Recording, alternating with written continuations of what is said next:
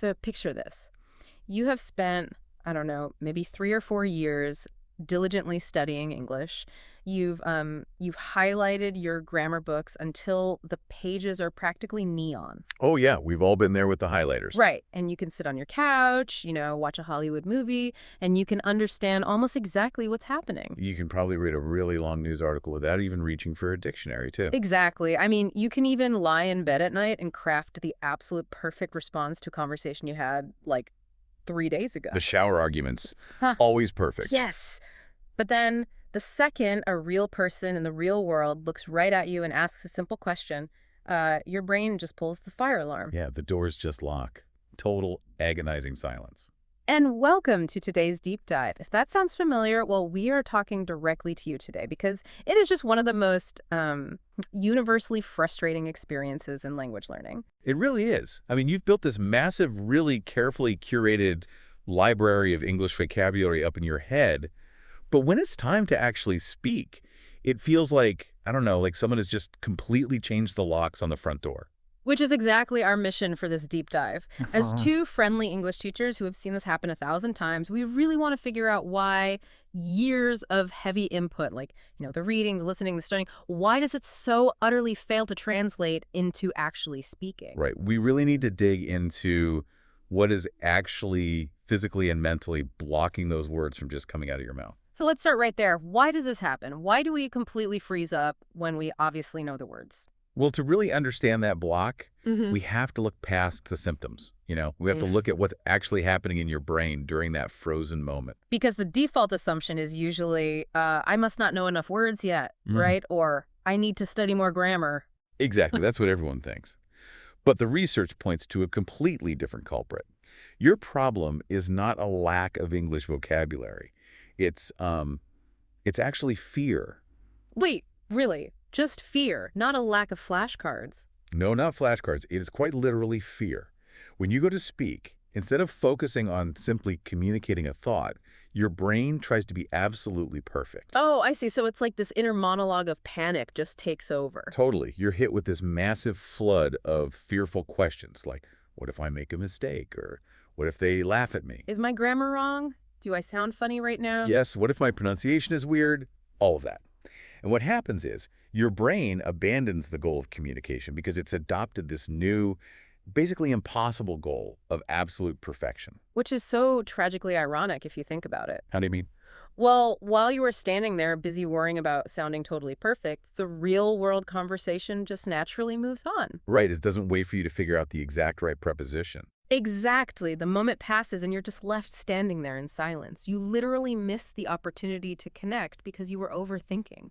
It's kind of like, okay, think about trying to play a really fast-paced sport like tennis. Okay, tennis, I'm with you. Imagine trying to play tennis, but stopping to consult the official rule book before every single swing of your racket. Oh, wow.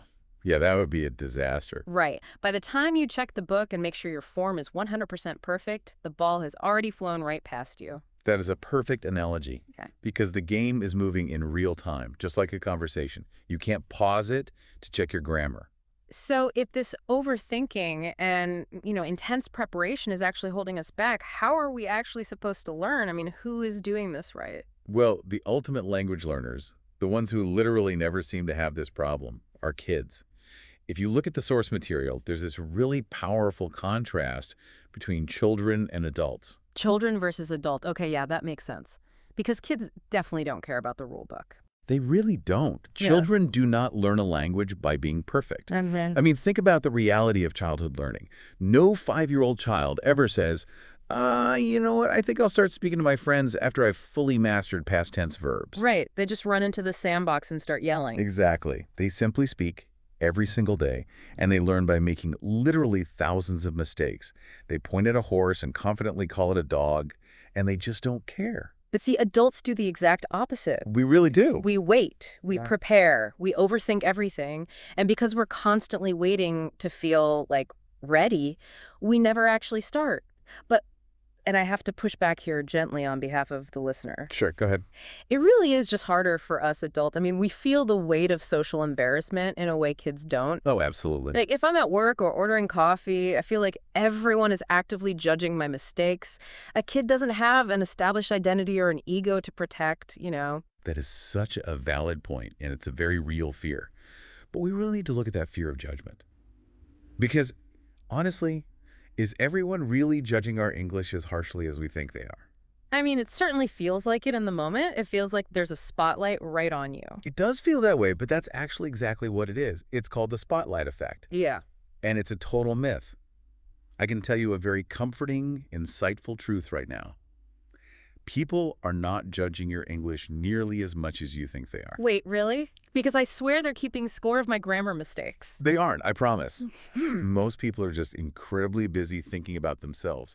They're worrying about what they're going to say next, or if they left their stove on, or their own social awkwardness. Oh, that makes so much sense. We're the center of our own universe, so we just assume we're the center of theirs, too. Precisely. They will not remember your small grammar or pronunciation mistakes. You only remember them because you've convinced yourself that every single tiny mistake is this massive failure. Right, our egos make it feel so much bigger than it actually is. Exactly. And to reframe how we view these mistakes, the source material introduces this really great analogy about learning to ride a bicycle. Oh, the bicycle analogy. I love this one. Yeah, so imagine someone learning to ride a bike for the very first time. Would you honestly expect them to never, ever fall down? Of course not. You'd fully expect them to scrape their knees a few times. It's just part of the process. Right. So why on earth do you expect yourself to speak perfect English without ever making a mistake? It's completely impossible. You have to wobble and fall a bit to find your balance. I want to really underscore the takeaway here for everyone listening because this is huge. A mistake is not a failure. Not at all. Every mistake you make, every time you wobble on that bike, it's actual tangible proof that you are actively learning. It's proof you're trying. Exactly. It's just feedback. But to really embrace that, we need a major mindset shift. We have to completely redefine what success looks like for you as a learner. Okay, let's talk about that because for most of us, success has always meant speaking with zero grammar mistakes. Right. And that standard is exactly what keeps you silent. So the new goal is no longer to speak perfect English. The new goal is simply to communicate. To just get the message across. Yes, exactly. I call it the so what insight. The so what insight. Okay, walk me through that. So imagine you walk into a bakery. Your internal grammar is completely mixed up. You use the totally wrong verb tense. Your pronunciation is a bit off. But you point and ask for a croissant. Oh, And the baker reaches into the case, puts the croissant in the bag, and hands it to you. So what if your grammar was wrong? oh, I get it. You got the croissant. Exactly. Yeah. If the other person understands the point you were trying to make, you have already succeeded. Yeah. That is a total 100% victory. That is so freeing because, you know, the grammar can improve later, the vocabulary can grow later, but the confidence to just go in there and get the croissant has to come first. And that brings up a really tricky thing, which we can call the confidence paradox. The confidence paradox. Yeah. See, a lot of people think confidence is this magical feeling you have to acquire before you start speaking. They think, once I study enough, I'll feel confident, and then I'll speak. Oh, guilty. I have definitely done that, just waiting to magically feel ready. But that's not how it works at all. Confidence isn't a prerequisite. Confidence is something you actively build by speaking, one sentence at a time. So the action actually creates the feeling, not the other way around. Precisely. You take a risk, you speak, you realize the world didn't end, and boom, you've built a tiny piece of confidence. But if you never speak, you never build it. Wow, okay. So if fluency really begins by simply opening our mouths and letting go of all that judgment, it's time to actually put this into practice today. Yes, no more just thinking about it. We need to take action. So as we wrap up today's deep dive, let's summarize the main lessons for you, the listener. First, fear and this impossible desire for absolute perfection are the actual things keeping you silent. Not your lack of vocabulary. It's the fear. Right. And second, you need to shift your goal. Stop trying to have perfect grammar and start trying to just get your message across. Get the croissant. And wobble on the bicycle. It's all part of the process. Exactly. So, keeping all that in mind, we have a challenge for you today.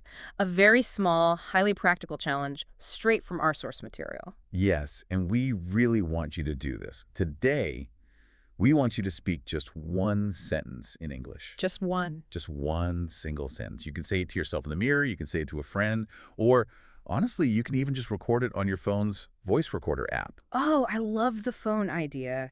It literally does not matter who hears it. Exactly. But here's the catch. Do not judge yourself. Do not listen back to it and criticize your pronunciation. Just speak the sentence out loud and let it exist. Just prove to your brain that you can take the action, take the swing at the tennis ball without checking the rule book. That one small action is the first step to building real confidence. I really hope you do the challenge today. But before we go, I want to leave you with one final kind of provocative thought to just mull over on your own. Okay, let's hear it. We talked about how confidence is only built by speaking, right? Not before. So I want you to think about this.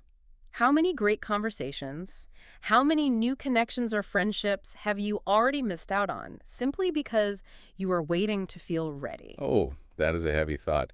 The waiting really does cost us more than making a mistake ever could. It really does. So stop waiting. Go make a mistake today. Make a bunch of them. Yes. Now, I want to encourage you all to come back for our next deep dive because we are tackling another massive topic. Oh, the next one is going to be so good. We are going after the biggest myth that keeps literally millions of learners stuck. That's right. The widespread belief that you have to master English grammar before you can start speaking. It's completely backward, and we're going to break down exactly why. You definitely won't want to miss that one. But until then, be brave, go record that one sentence, and we will talk to you next time. Happy speaking, everyone.